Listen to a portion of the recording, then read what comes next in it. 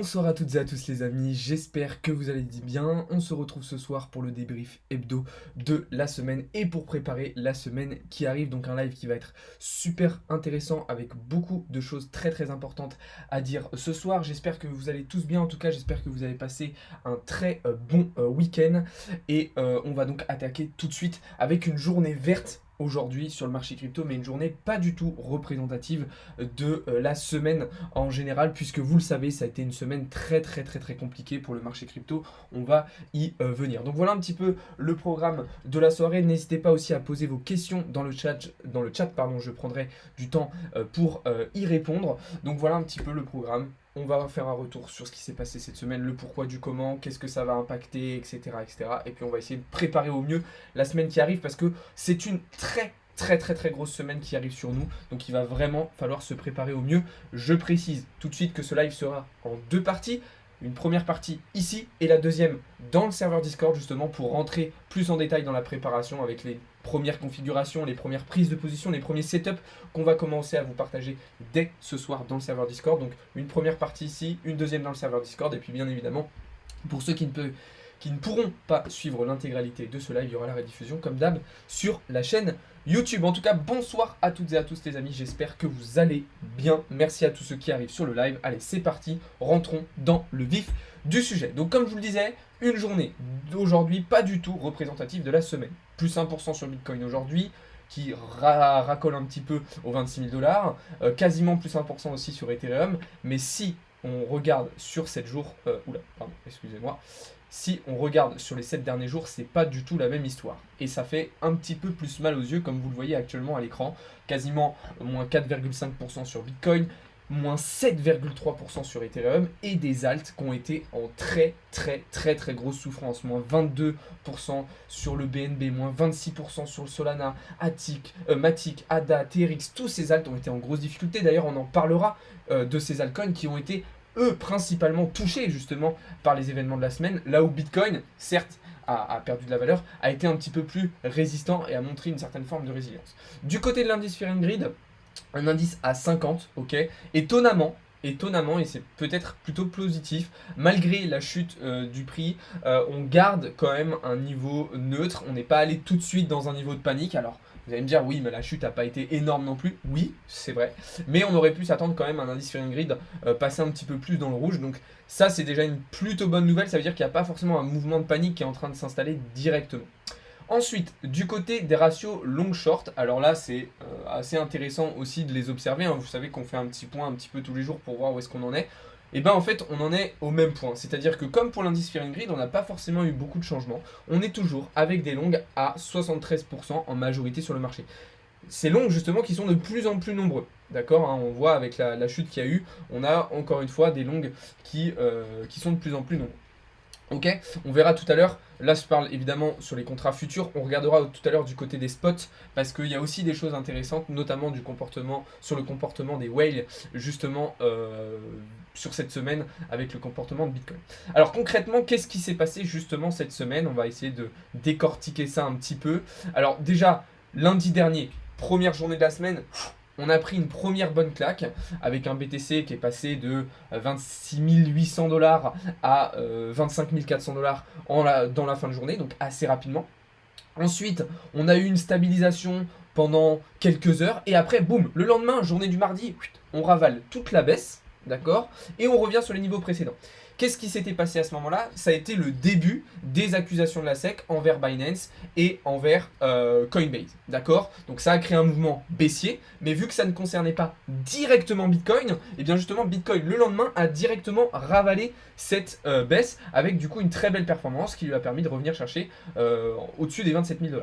Et puis après, tout au long de la semaine, l'écosystème crypto a fait face à de nouvelles accusations, à de nouvelles mauvaises nouvelles justement, venant principalement de la SEC. Ce qui a fait qu'on a eu quand même une semaine relativement baissière, même s'il n'y a pas eu tant de volatilité que ça. Pourquoi? Parce que aussi on a eu très peu de catalyseurs macroéconomiques cette semaine. Et puis on s'est fait un petit peu achever, j'ai envie de dire, hier dans la nuit de vendredi à samedi, avec de nouvelles accusations qui sont tombées et avec une situation qui se tend particulièrement. D'ailleurs Théo rentrera beaucoup plus dans les détails demain matin lors de sa matinale news. pour vous expliquer un petit peu le pourquoi du comment et qu'on vous fasse une avancée, enfin qu'on vous tienne au courant justement des avancées sur la situation actuelle. Donc depuis, on a un Bitcoin qui a été relativement calme sur le reste du week-end, avec quand même juste ici 2 heures de grosse volatilité hier en début de soirée, d'accord. Je pense qu'il va falloir s'attendre à une très grosse semaine à nouveau sur Bitcoin. Pourquoi? Parce que on va de nouveau avoir ces accusations, ce contexte qui va tendre le marché crypto, et aussi, on le verra un petit peu après, parce qu'on va avoir une grosse semaine en termes de catalyseur macroéconomique, ce qui pourrait et ce qui devrait créer énormément de volatilité sur les marchés. Donc, en tout cas, durant la semaine, dans le département trading chez Blockchain Capital, on a pu saisir certaines opportunités, profiter, on le verra tout à l'heure, de ces mouvements de marché pour réaliser de très belles performances, d'accord? Je vous ferai le débrief sur les résultats de la semaine juste après. Maintenant, pour le moment, nous restons plutôt en observation. Pas forcément de nouvelles prises de position pour le moment. Voilà, on va plutôt attendre de voir comment va se comporter le Bitcoin sur ce début de semaine. On va rester très prudent. De toute façon, vous le savez, hein, on est sur une semaine, on le verra après avec le résultat de l'inflation, le FOMC. Donc on va un petit peu se positionner au jour le jour sur cette semaine. Sur ce genre de semaine, faut pas forcément faire des plans sur la comète avec des positions sur plusieurs jours, c'est un petit peu trop risqué. Donc nous, on va privilégier dans le département trading chez Blockchain Capital vraiment des prises de position intraday, voire même scalping, pour limiter notre exposition sur les marchés, sécuriser justement le plus rapidement possible nos positions, et aussi limiter notre exposition au risque. Ok. Donc ça, de toute façon, on vous tiendra au courant tout au long de la semaine de toute façon de tout cela, hein. C'est pour ça que je vous invite encore très sérieusement à rejoindre le serveur Discord. Mais voilà un petit peu où est-ce qu'on en est pour le moment sur Bitcoin. Et puis de toute façon, comme je vous le disais, en deuxième partie de live, vous pourrez retrouver Mathéo sur le Discord qui fera justement une préparation un petit peu plus poussée, un peu plus approfondie d'un point de vue technique sur les potentiels setups qui vont s'offrir à nous. Donc je vous inviterai à aller voir cette deuxième partie juste après. Donc voilà un petit peu ce que je pouvais dire déjà pour le moment sur Bitcoin. Ne vous inquiétez pas les amis, je vois toutes vos questions défiler, je vais y répondre après. Donc ne vous inquiétez pas, continuez à en poser, continuez à discuter dans le chat. Je vais prendre le temps pour répondre à vos questions après, bien évidemment. Donc sur ça, pas de panique. Alors, ensuite, du côté d'Ethereum, alors non, excusez-moi, j'avais une petite chose à rajouter sur Bitcoin tout de même. Première chose, voici les maps de liquidité du coup aujourd'hui. Donc la map date de début d'après-midi, mais c'est sensiblement la même. Donc voilà un petit peu où est la liquidité, où est-ce qu'on va avoir besoin de revenir chercher le prix justement et la liquidité. On voit que ça se situe plutôt en direction des 27 000 $. C'est d'ailleurs ce que fait le prix actuellement, c'est plutôt de réagir à la hausse. Donc en effet, on pourrait envisager un retour, pourquoi pas, en direction des 27 000 $ sur le début de la semaine. Pourquoi? Parce que sur le début de la semaine, voilà, on n'aura pas forcément encore de catalyseur, ça va vraiment être à partir de mardi. Donc la technique va un petit peu prendre le dessus, je pense, sur le début de la semaine. En tout cas, sur Bitcoin, maintenant, il faudra rester très attentif, encore une fois, aux accusations de la SEC qui pourraient un petit peu chambouler tout ça. Donc, restons tout de même prudents. Voilà donc un petit peu les maps de liquidité. Et ce que je voulais vous dire tout à l'heure, du coup, concernant justement les ratios long-short, on voyait tout à l'heure sur les comportements futurs, et ben, on peut quand même nettement observer le fait que les whales rachètent assez, comment dire, j'allais dire violemment, mais c'est pas exactement le terme. Mais on a quand même des whales qui se repositionnent massivement sur le marché avec cette nouvelle baisse, hein. On l'a vu, hein, de toute façon, à chaque fois que Bitcoin est venu chercher les 25 000 $, 26, 25 000 $, on a eu des whales qui se sont comportés de manière assez agressive sur le marché avec des achats assez importants. Donc ça, c'est plutôt une bonne nouvelle parce que voilà, ce qui serait inquiétant, c'est si on n'avait plus du tout d'achats aussi en spot. Ça montrerait un désarroi, j'ai envie de dire, et une situation qui serait beaucoup plus périlleuse, beaucoup plus problématique, en fait, pour le marché. Donc ça, c'est quand même un truc sur lequel on peut être un petit peu rassuré, même si évidemment, ça va pas tout changer, ça va pas changer la donne à 100%, c'est quand même important de le noter.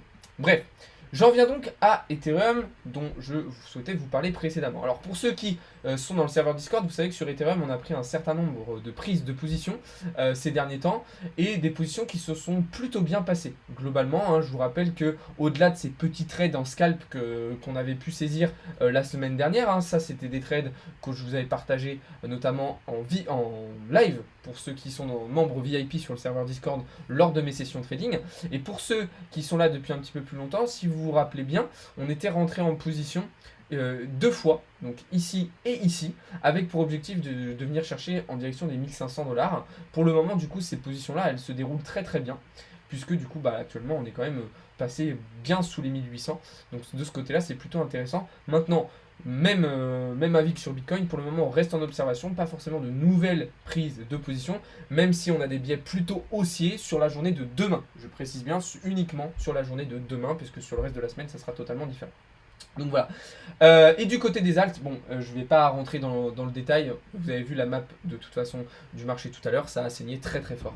Ça a fait très très mal sur tous les alts tout au long de la semaine. Alors pourquoi particulièrement les alts? Ben parce qu'ils ont été directement touchés en fait par les accusations de la SEC, puisqu'un certain nombre justement de ces altcoins sont et vont être considérés comme des valeurs mobilières, comme des securities en fait par la SEC. Donc ces crypto-monnaies là sont directement touchées.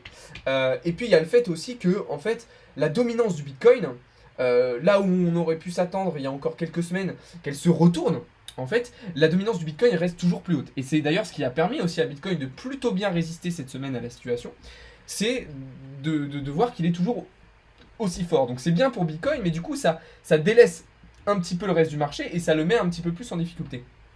Donc l'alt season qu'on avait pu potentiellement envisager à un moment, qui aurait pu justement arriver en cette fin de printemps, début d'été, elle était tout à fait plausible. Et bien, vu la situation actuelle, ça ne l'est plus. C'est plus quelque chose d'envisageable à court terme, à part gros retournement de situation, en tout cas c'est pas dans les plans, et peut-être qu'il faudra reporter ça un petit peu plus tard, voire même carrément l'annuler pour le moment. On verra. Mais ce qui est sûr, c'est que là, voilà, on n'a pas eu il y a plein d'analyses qu'on a faites qui se sont réalisées, mais c'est vrai que ce changement de paradigme un petit peu sur la dominance du marché par Bitcoin, elle n'a pas eu lieu. On a gardé un Bitcoin très très fort, et c'est pour ça justement qu'on n'a pas eu d'alt season. Et en plus de ça, ben, on a des alts qui sont directement, encore une fois, visés par les accusations de la SEC, et donc qui se retrouvent directement en difficulté. Ok, alors je vais répondre un petit peu à vos questions et puis après on va pouvoir avancer sur la suite, notamment sur le calendrier macroéconomique de la semaine prochaine, notamment sur les estimations du FOMC, mais aussi sur les marchés financiers traditionnels. Et puis après on ira, comme je vous le disais tout à l'heure, plus en profondeur directement dans le serveur Discord pour préparer un petit peu les setups, les prises de position, etc. Encore une fois, bonjour et bonsoir à toutes et à tous les amis, pour ceux qui sont sur le live, ça fait extrêmement plaisir. Je me régale avec l'entrée sur Atom à 7,9, nous dit Mozart. Effectivement, j'ai vu Mozart dans le Discord, tu as fait une très très belle entrée sur Atom. Félicitations à toi. Félicitations. J'ai loupé le Atom à 7, dégoûté, je venais de me réveiller. Après, on peut pas tout saisir, hein, mais c'est déjà très très bien ce que tu as fait, Mozart. Bravo à toi. J'ai une question, peut-on acheter des cryptos en cash? Alors oui, il faudra que tu ailles sur des distributeurs Bitcoin spécialisés justement pour ça.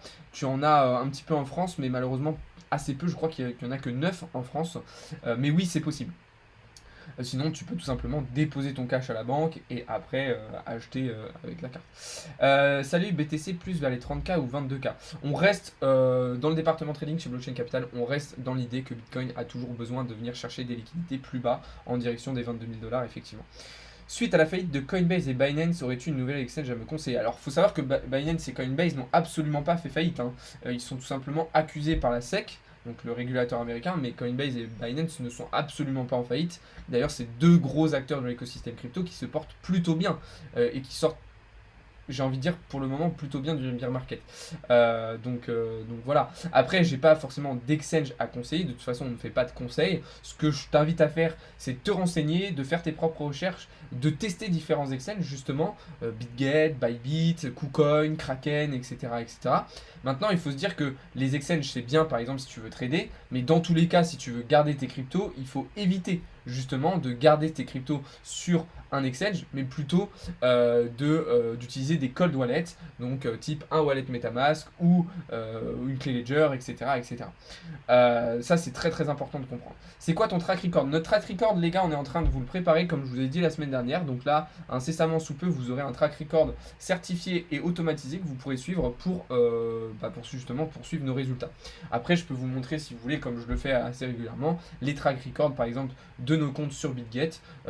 D'ailleurs, je vous montrerai dès demain matin, puisque cette semaine, il y a eu des très gros résultats qui ont été réalisés. Donc voilà, je me suis dit que du fait qu'il y a eu des très gros résultats, on va être d'autant plus transparent justement sur la véracité de ces résultats En l'occurrence. Voilà.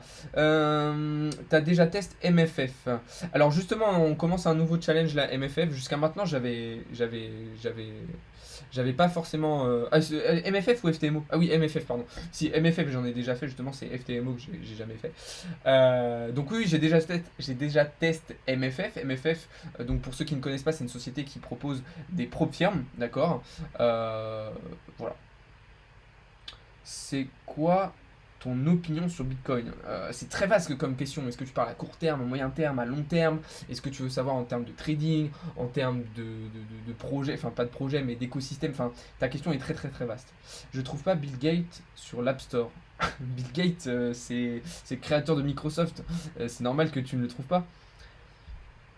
Mais justement, ta question sur MFF est très intéressante parce que du coup, justement, on va lier justement ce track record qu'on est en train de vous mettre en place à ce compte-là MFF pour que vous puissiez suivre nos résultats. Et voilà. Et comme je vous le disais, on vous montre aussi régulièrement les track records directement sur BitGet par exemple pour que vous puissiez suivre l'état de nos comptes et nos performances parce que c'est toujours bien voilà, de vous mettre en avant nos performances sous format récapitulatif, mais c'est bien aussi d'avoir une forme de transparence pour que vous puissiez voir que nos résultats sont réels et voilà. Ça s'écrit comment ton exchange? Alors je t'en ai cité plusieurs, donc Bybit, BitGet, Kraken, KuCoin, voilà. Euh, Ethereum en long terme, tu penses que ça peut arriver à combien? Alors c'est très très compliqué de donner des estimations justement à long terme sur des cryptos. Ce que je peux te dire, c'est que je pense que Ethereum sera une crypto qui sera plutôt bien valorisée dans les années à venir. Et je pense que déjà au prochain bull run, on pourrait imaginer un Ethereum avoisiner peut-être les 10 000 dollars. C'est quelque chose d'envisageable. Maintenant, c'est très compliqué de faire des estimations précises, surtout sur des horizons, encore une fois, aussi long terme. Quel conseil donneriez-vous à un débutant? Alors déjà, je précise tout de suite, nous ne faisons pas de conseils. À un débutant qui veut investir son argent, vers où il faut qu'il se dirige? Première fois sur ton live. Bah écoute, bienvenue à toi déjà, YSR. Bienvenue sur le live pour ta première. Alors, ce que je peux t'inviter à faire, c'est de toute façon, c'est de te former, d'apprendre, d'accumuler des connaissances, d'accumuler des compétences, de regarder, d'écouter des vidéos, de lire des livres, de t'informer en fait sur cet écosystème. C'est la première chose à faire.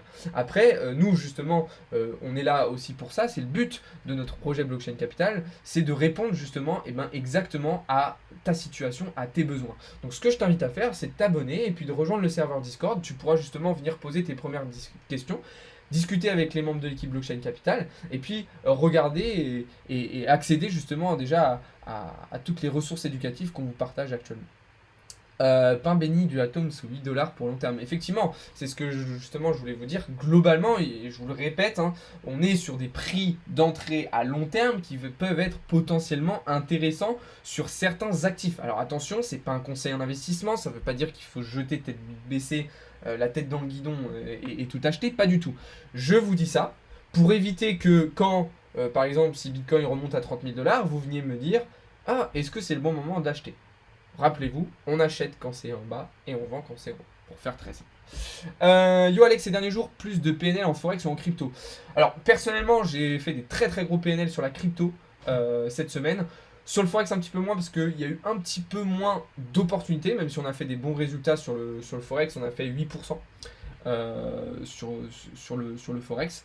Maintenant, personnel, à titre personnel, c'était plus la crypto. Maintenant, dans le département trading chez Blockchain Capital, ça a été relativement équilibré. D'ailleurs, je vous montrerai justement les résultats un petit peu après. Donc voilà. Alors, on va avancer les amis, ne vous inquiétez pas, je vais répondre à vos autres questions au fur et à mesure du live, mais il faut quand même qu'on avance parce qu'on a quand même pas mal de choses à évoquer ce soir. Et je voudrais pas vous prendre toute votre soirée, bien évidemment. Donc voilà. Alors, on va s'attarder un petit peu sur le calendrier macroéconomique de la semaine prochaine parce que c'est quand même un calendrier qui est bien chargé et bien salé et donc c'est forcément une semaine qui va probablement être très volatile avec des marchés qui vont être liquides, avec du coup de la volatilité, de la dangerosité, du risque, mais aussi du coup un certain nombre d'opportunités qu'il faudra saisir et c'est justement pour ça qu'on est là. Donc demain, journée calme, c'est lundi, vous connaissez, ok? Par contre, dès mardi, ça va commencer à se corser sévèrement avec des mardis matins un certain nombre de résultats européens, avec notamment le taux de chômage au Royaume-Uni et l'inflation en Espagne et en Allemagne. En Allemagne, l'Allemagne qui, vous le savez, aujourd'hui est dans une situation assez périlleuse au sein de l'Union Européenne, et donc forcément ces résultats d'inflation vont être très importants à surveiller. L'après-midi, 14h30, résultat d'inflation cette fois-ci aux États-Unis. Donc là, ça sera l'un des chiffres phares de la semaine qu'il faudra évidemment surveiller avec importance, notamment en vue du FOMC justement qui arrivera mercredi soir.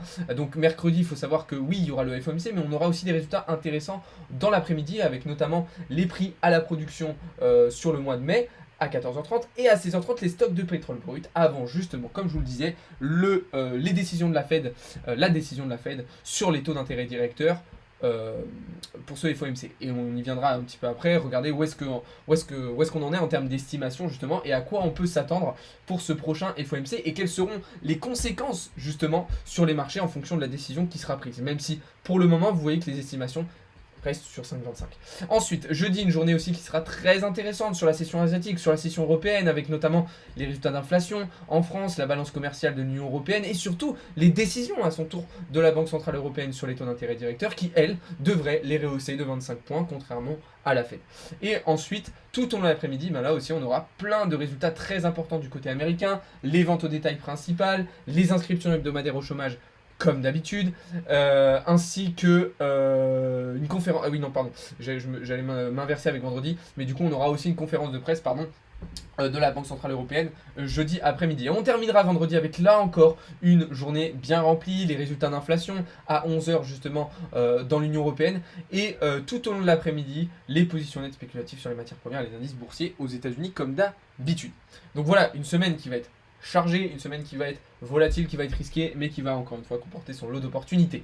J'en viens donc, comme je vous le disais, à vous parler brièvement des estimations pour le FOMC de mercredi soir. Pour le moment, les estimations tablent sur un maintien des taux d'intérêt directeurs à 5,25%, ce qui serait quand même assez important comme décision, et qui va un petit peu redistribuer un certain nombre de cartes. Alors pourquoi, en fait, la Fed, cette fois-ci, pourrait ne pas rehausser ses taux d'intérêt directeurs? En tout cas, pourquoi les estimations, pour le moment, envisagent le fait que la Fed ne pourrait pas rehausser ses taux d'intérêt directeurs? Eh bien, tout simplement, puisqu'on a clairement une inflation qui a diminué aux États-Unis, et on a eu un certain nombre de résultats déflationnistes lors de ces dernières semaines. Maintenant, attention, il n'en reste pas moins que l'objectif des 2% d'inflation que nous répète chaleureusement notre cher Jérôme Powell régulièrement, est encore très très loin. Donc oui, les estimations tablent sur du 5,25, sur un maintien à 5,25 pour le moment. En réalité, et ça c'est mon avis uniquement personnel, je pense tout de même que la Fed pourrait rehausser ses taux d'intérêt directeurs, parce que, comme le disait Jérôme Powell lui-même, le chemin est encore long. Les objectifs ne sont pas encore atteints, et donc il va falloir faire en sorte justement qu'ils soient atteignables. Et je ne vois pas trop comment, dès maintenant, en ralentissant la hausse des taux d'intérêt directeurs, on pourrait atteindre cet objectif. Alors oui, ils sont déjà hauts, peut-être que ça pourra suffire. À voir, à voir. Je pense que c'est aussi, si la Fed maintient ses taux à 5,25, cette décision peut s'inscrire aussi dans une volonté de protéger encore un petit peu le système bancaire américain qui, voilà, on en parle un petit peu moins là en ce moment, mais qui est toujours dans une situation très très très périlleuse, et sur laquelle il faut rester évidemment très attentif. Alors maintenant, la question qu'on va se poser, c'est: quelles vont être les potentielles conséquences justement d'un maintien des taux d'intérêt directeurs à 5,25%? Eh bien ça pourrait en avoir pas mal, et justement ça pourrait être plutôt bénéfique pour Bitcoin. Pourquoi? Parce que, comme je vous le répète souvent, des taux d'intérêt directeurs qui montent, c'est un dollar qui monte, et globalement des classes d'actifs risqués qui sont plutôt sur du repli. A l'inverse, si on se retrouve désormais dans une situation où les taux se stabiliseraient, voire descendraient, on pourrait observer du coup un repli cette fois-ci du dollar, ce qui laisserait davantage de place aux classes d'actifs risqués, comme Bitcoin, comme les matières premières, comme le marché action, les indices, etc. etc. Donc c'est pour ça que ce résultat va être très intéressant à suivre, et pourrait un petit peu changer la donne dans la suite des événements, et notamment pour l'été qui va arriver. Je vous rappelle, l'été qui est une période assez calme, mais du coup, en fonction de la décision, ça pourra un peu changer la situation, et créer, pourquoi pas, un mouvement sur, notamment je pense au Bitcoin et à l'or, un mouvement plutôt intéressant. Donc voilà ce que je voulais vous dire sur cette partie-là, mais de toute façon ne vous inquiétez pas, et j'en viens du coup au planning de la semaine. On suivra tous ces résultats avec vous tout au long de la semaine justement. Alors je vais vous partager le planning à l'instant, voilà. il est juste ici, excusez-moi, voilà, j'étais pas sur le bon onglet. Donc là, vous voyez le planning de la semaine. Ah, d'ailleurs, je viens de voir que Théo avait décalé son live sur les news, du coup, à demain après-midi, d'accord. D'habitude, il vous fait une matinale news, là, ça sera à 15h30, d'accord. Donc, comme je vous le disais, on sera ensemble mercredi soir de 19h30 à 21h pour suivre le FOMC comme on le fait toujours avec vous. Sinon, pour le reste, ça sera directement pour les membres VIP du Discord, donc les lives que vous avez en jaune. Et puis, bien évidemment, il y aura toujours toutes les autres matinales, etc., etc., etc. Donc voilà un petit peu ce que je pouvais vous dire là-dessus, et voilà un petit peu le programme du coup des lives de la semaine que vous pourrez retrouver aussi directement dans le serveur Discord avec le planning qu'on vous partage régulièrement. Voilà un petit peu ce que je pouvais vous dire, les amis. Je vais répondre un petit peu à vos questions et puis après je vais vous laisser là pour ce soir. Ne vous inquiétez pas, il y aura la rediffusion sur la chaîne YouTube juste après. Et comme je vous l'ai expliqué en début de live, la deuxième partie justement de ce live et de la préparation notamment de la semaine prochaine en termes de prise de position, en termes de trading, se fera directement dans le serveur Discord. Donc pour ceux qui voudront aller un petit peu plus en profondeur dans la préparation justement de la semaine à venir, préparer potentiellement des premières positions, des premiers setups, des premières configurations, je vous inviterai très sérieusement à vous diriger vers le serveur Discord. Tu trades avec quel volume? Alors quand tu dis volume, c'est quel montant, j'imagine, MyFry? Est-ce que c'est ça ta question? Et si c'est ta question, eh ben ça dépend des comptes, tout simplement. Mais là par exemple sur le MFF qu'on ouvre du coup demain, c'est un MFF à 10 000 $. Donc voilà. Salut Dadin Shape, comment ça va? Salut Alex, je suis débutant, est-ce que tu me conseilles de trader à l'ouverture des marchés? Alors je ne fais pas de conseils Amine, mais ce que je peux te dire c'est que si tu es débutant, non, le trader n'est pas la première chose à faire. La première chose à faire c'est de te former, d'apprendre, d'accumuler des connaissances et des compétences. Et en plus de ça, l'ouverture des marchés c'est potentiellement des moments où il y a beaucoup de volatilité. Donc quand tu débutes, ça peut être un petit peu compliqué. Salut Cars Team, pardon. Actuellement, tu shortes le BTC jusqu'à combien? Alors, pour ceux qui veulent avoir connaissance de mes prises de position, c'est dans le serveur Discord. Voilà, le département trading de Blockchain Capital ne partage plus de position publiquement. On vous a déjà expliqué le pourquoi du comment et communiqué les raisons de cela. Donc, si tu veux en savoir un petit peu plus, je t'invite à venir directement dans le serveur Discord. Polygon en long terme, j'en pense quoi? C'est un projet intéressant qui me plaît particulièrement maintenant, comme d'autres altcoins qui se retrouvent aujourd'hui malheureusement en difficulté vis-à-vis des accusations de la SEC. Ton avis sur EuroGBP, achat à ton avis? On va voir ça juste après dans le serveur Discord. Soso, je vais t'inviter à venir voir ça.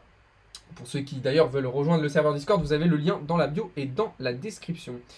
Donc voilà.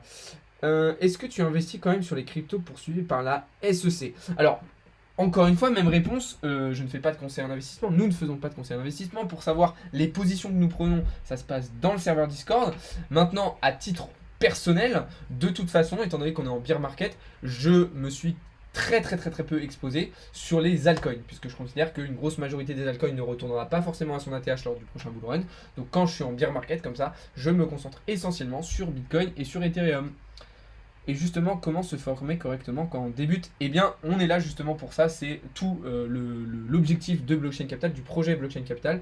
Donc, suis-nous, rejoins notre serveur Discord et tu auras fait déjà une très belle, un bon pas en avant, j'ai envie de dire, dans ton cursus, dans ton processus d'apprentissage justement de cet écosystème-là, des cryptos, des marchés financiers, de l'investissement, etc., etc. Voilà les amis, on va arriver au terme de ce live pour ce soir. Comme je vous le disais, je vais vous mettre la rediffusion juste après sur la chaîne YouTube, comme ça vous pourrez aller voir ça. Et pour ceux qui veulent continuer du coup à préparer la semaine, on va basculer du coup la deuxième partie du live désormais dans le serveur Discord pour préparer les premiers trades, les premières prises de position, les premières configurations, les premiers setups, etc. etc. Tout simplement. Donc voilà. Notre partie éducative, Laurent, pour répondre à ta question, elle est basée sur différentes méthodes, stratégies. Justement, on vous fait quelque chose de très complet. Donc si tu veux en savoir un petit peu plus sur le contenu, sur tout ça, ben, je t'invite à venir directement dans le serveur Discord. Là aussi, c'est là-bas que tout est expliqué. Voilà les amis, je vous souhaite à toutes et à tous une très bonne soirée. Merci beaucoup d'avoir été présents. Pour ceux qui veulent, on se retrouve juste après dans le serveur Discord du coup pour continuer ce live et préparer au mieux la semaine qui arrive. Pour les autres, je vous souhaite du coup une bonne fin de week-end et puis je vous souhaite tout simplement une bonne semaine à toutes et à tous. Bon courage pour ceux qui reprennent le boulot demain. Voilà les amis, ciao tout le monde, c'était Alex pour Blockchain Capital.